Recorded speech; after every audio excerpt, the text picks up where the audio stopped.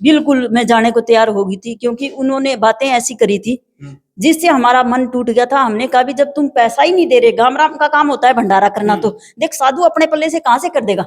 ना ही तो हमारे पास जमीन जायदाद है, ना ही कोई इतनी आवक है ताकि हम अकेले भंडारा कर दें। भी मैं अपनी सच्चाई बता रही हूँ, बिल्कुल नेम धर्म करके बता रही हूँ सच्चाई। उस ट्रंक में हमारे पास उस दिन 78,000 रुपया आया था, और 78,000 में से 60,000 रुपए मैंने गांव वालों से उधार लिए थे पहले दिन। ऐसे लोग जो इल्जाम लगा सकते हैं तो मेरे लिए वो खतरा भी बन सकते हैं। तो मैं तो सरकार से गुहार लगाऊंगी भी मुझे सिक्योरिटी दी जाए, क्योंकि मेरे ऊपर खतरा है। जो लोग ऐसा इल्जाम लगा सकते हैं एक साधु के ऊपर, तो वो कुछ भी कर सकते हैं। हाँ जी। फिलहाल मैं मौजूद हूँ बामणावाड़ा बाणा में, और जैसा कि आपने पिछले कई दिनों से आप हमारे चैनल पे वीडियो देखने लग रहे हो, जो साध्वी कंचन नाजी ढाकल में तप रही थी, और तपस्या की भी हमने वीडियो आप तक लेके आए। और जो शुरू में जो इंटरव्यू करा था, बातचीत करी थी जब वो तपस्या में बैठे थे, तब भी हमने वो वीडियो भी आप तक लेके आए, और गुरुजी ने भी उसमें बातचीत करी थी भी कब क्या कुछ मतलब कंचन नाथ जी कहाँ से आई और कैसे इनने उसकी परवरिश करी और अभी कहाँ पढ़ रही, सारी तमाम बातें हो गई थी। लेकिन ये एक मामला नया ही खड़ा कर दिया ढाकलवाड़ा ने एक साधु के ऊपर, और एक मतलब आरोप लगाए हैं, इस तरह के आरोप लगाए हैं जैसे गांव कोतकला के अंदर सुखराई नाथ के ऊपर आरोप लगाए थे, तो उसी तरह के आरोप वहां कुछ अलग आरोप थे। लेकिन जो अभी जो ढाकल में साध्वी तपस्या कर रही थी उसके ऊपर पैसे का आरोप लगाया है। क्या एक साधु के ऊपर पैसे का आरोप लगाना सही है जी? बोल तो भैया आप ही देख लो, पैसे का आरोप। क्योंकि देखो जहां तक मैंने सुना है और जहां तक मैंने देखा यही देखा है कि भी लोभ मोह लालच को, ये सब चीज को त्याग के जब साधु बनता है, अगर उसको पैसे में मोह है तो फिर साधु किस चीज? बिल्कुल।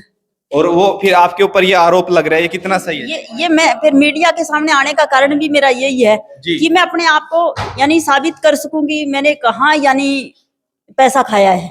मेरे को बताओ तो सही, मैंने पैसा खाया कहाँ है जो मेरे ऊपर इल्जाम लगा रहे हैं। उसको स्पष्ट करने के लिए मैं मीडिया के सामने आई हूँ, ना कि मेरे को गांव को बदनाम करने का कोई मकसद है। मैं गांव को बदनाम नहीं करना चाहती। और सबसे पहले तो मैं यही कहना चाहती हूँ कि इसके अंदर पूरा गांव ढाकल इन्वॉल्व नहीं है, ढाकल गांव का कसूर नहीं है, कुछ लोग है, कुछ लोगों की वजह से ये हुआ है, ना कि पूरे ढाकल गांव की वजह से। ये कमेटी जो बढ़ाई थी 5-7 बंदों ने, 5-7 बंदों का ही काम है ये, ना कि सारे गांव का काम है। सारे गांव ने नहीं किया ये, ना ही सारा गांव इल्जाम लगा रहा। मैं सारा गांव का नाम नहीं लूंगी।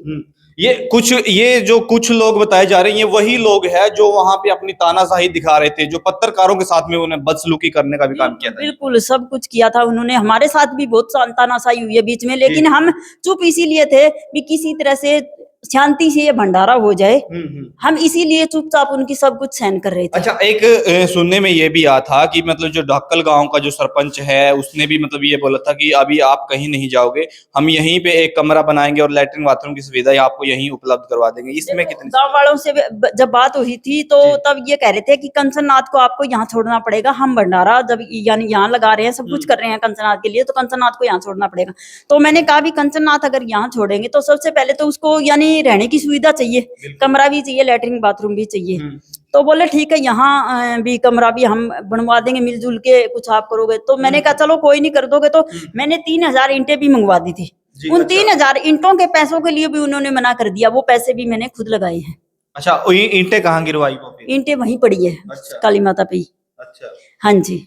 और तो फिर ये मतलब ये बाद में मतलब गांव वाले ये बता रहे हैं, ये आरोप लगा रहे हैं, इसमें सच है झूठ है, आप ही पुष्टि करोगे इस चीज की, तो कि मतलब जो कंचननाथ की जो गुरु थी आपका नाम लेकर के बोल रहे कि वो भंडारे लगाए बिना ही मतलब जा रही थी, हमारे गांव के ऊपर बाहर चढ़ा रही थी। बिल्कुल मैं जाने को तैयार हो गई थी, क्योंकि उन्होंने बातें ऐसी करी थी जिससे हमारा मन टूट गया था। हमने कहा भी जब तुम पैसा ही नहीं दे रहे, गामराम का काम होता है भंडारा करना, तो देख साधु अपने पल्ले से कहां से कर देगा। ना ही तो हमारे पास जमीन जायदाद है, ना ही कोई इतनी आवक है ताकि हम अकेले भंडारा कर दें। हम इतने सामर्थ्य नहीं है कि अकेले भंडारा लगा दें। गामराम के बिना देखो कुछ नहीं कर सकता साधु, गामराम के सहयोग से ही सब कुछ होता है, ना कि अकेला। तो मैंने कहा भी जब तुम करते ही नहीं हो तो चलो फिर हम ये करते हैं, हम या तो भाना चले जाते हैं या गुरचली चला जाते हैं। अभी वहां हम अपने आप कर लेंगे, जब भंडारा हमने करना है तो कैसे ही एडजस्ट करें, हम कर लेंगे, फिर यहाँ से हम चले जाते हैं। तो उन्होंने फिर गांव वाले इकट्ठे हुए, पंचायत हुई। पंचायत के अंदर यही बात हुई थी कि चलो गामराम पैसा इकट्ठा करेगा, उसका तो हम खाने पीने का खर्चा करेंगे, लेकिन साधुओं की दक्षिणा आपको बांटनी पड़ेगी। मैंने कहा भी साधुओं की दक्षिणा मैं कहां से बांटूंगी, मेरे पास इतना पैसा कहां से आएगा, साधु पता नहीं कितने आ जाए, क्या पता इस बात का भी इतना पैसा मैं कहां से लाऊंगी। तो बात हुई भी, फिर हमारे में फाइनल बात ये होगी थी भी जो बाहर का पैसा आएगा वो आपके पास आएगा और गांव गांव का पैसा हम इकट्ठा करेंगे, तो गांव गांव वाले पैसे से तो हम भंडारा करेंगे और जो बाहर का पैसा आएगा उससे आप दक्षिणा का करोगे। जी। ये फैसला हो गया था। अच्छा देखो, एक तो मतलब वो आप वहाँ पे एक कमरा बनवा रहे थे, लेटरिन बाथरूम बना रहे थे, वहां तक बात चली गई, और फिर बाद में ऐसी कौन सी बात हुई वो भंडारा भी करना मतलब उनको उचित नहीं समझा उन्होंने? उनको देखो पैसे का ये लालच आ गया कि इनके पास तो खुद के पास इतना पैसा आता है, लेकिन हमारे यानी पत्रकारों ने भी देखा है जो झोली हमने रख रखी थी उसको वो बैग बोल रहे हैं, ना कि वो झोली थी। वो सिर्फ 9 इंच की झोली है, 9 बाई 6 इंच की झोली है वो। उस झोली में आप बता दो कितना पैसा आ सकता है। उस झोली के लिए वो कह रहे हैं 35-40 लाख हजार रुपए डेली का आता था। हालांकि सच्चाई ये है कि स्टार्टिंग में पैसा 2 या 3 हजार रुपए आता था, उसके बाद 5-6 हजार आने लग गया, और 10-15 दिन है जो पैसा आया है उसके अंदर 10 और 15 हजार के बीच पैसा आता था। नहीं, उसमें जो जो झोली में जो आता था, जो भी पैसा आया उसमें तो आपका भी रोल नहीं है, जो तपस्या में बैठे वही लेंगे। हाँ, और फिर भी हमने कंचननाथ को 1 रुपया भी ना देकर हमने वो साधुओं की दक्षिणा में पैसा बांटने में खर्च किया, वो सारा पैसा इकट्ठा करके। हालांकि हमारा गुरु का भी हक नहीं बनता भी चेले का कोई पैसा छीना जाए, क्योंकि वो तपस्या तो वो कर रहा है, क्योंकि उसमें बाद में हमने हमारी इज्जत बचाने के लिए वो पैसा हमने दक्षिणा बांटने में यूज किया, और फिर भी पैसा कम पड़ गया तो हमने 4 लाख रुपए कर्ज भी उठाया। अच्छा, कर्ज आपने किससे लेना पड़ा?